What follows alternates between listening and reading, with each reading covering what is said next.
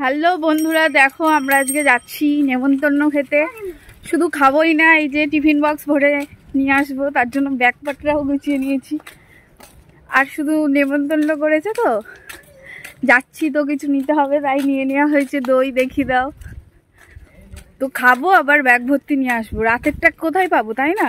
নেমন্তন্ন করেছে যখন একদম খেয়ে দিয়ে আসবো, সারাদিনকে আসবো। তো চলো কোথায় নেমন্তন্ন তোমাদের দেখাবো। বৌদি করছে রান্না, তো এখন হচ্ছে এই যে চিকেন, আর বাদ বাকি কমপ্লিট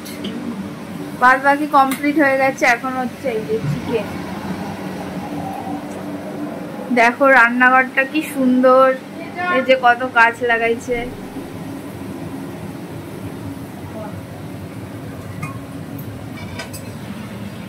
তখনই তোমরা নিশ্চয়ই বুঝে গেছো আমি কাদের বাড়িতে এসেছি। তো রান্না হয়ে যাওয়ার পর প্রথমে 4 জন খেতে বসে গেছিল, কারণ যেহেতু চেয়ার 4টে, তাই।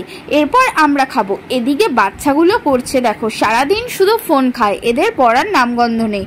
আর ঘরের চারিদিকে গাছ রাখলে নিজের ফিলিংসটাও কি সুন্দর ভালো লাগে, তাই না?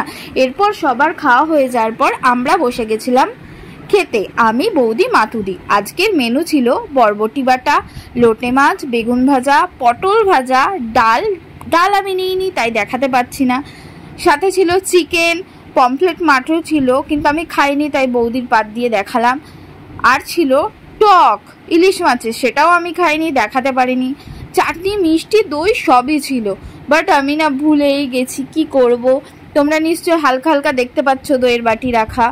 এরপর বৌদি দেখো আমাদের সবার খাওয়া কমপ্লিট তো খেয়েছে, সবার খাওয়া শেষ। উনি এখনো খাচ্ছে, উঠতে পারছে না। আর এই যে আমার শেষ, বৌদির এখনো দই বাকি। পাত্তা দেখো শুধু। আর আমার মা শেষ, বাচ্চাদের আমি শেষ, বাচ্চাদের নিয়ে। সন্ধ্যেবেলার নাস্তা, চা, বিস্কুট চলে এসেছে। কাপগুলো কি দারুণ লাগছে দেখো, কালারিং কাপ।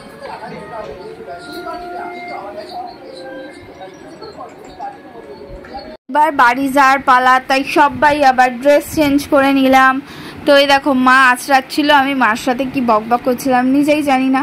তো বাড়ি চলে যায়, টাটা বাই বাই। আবার তোমাদের সাথে দেখা হচ্ছে নতুন কোনো ভিডিও নিয়ে।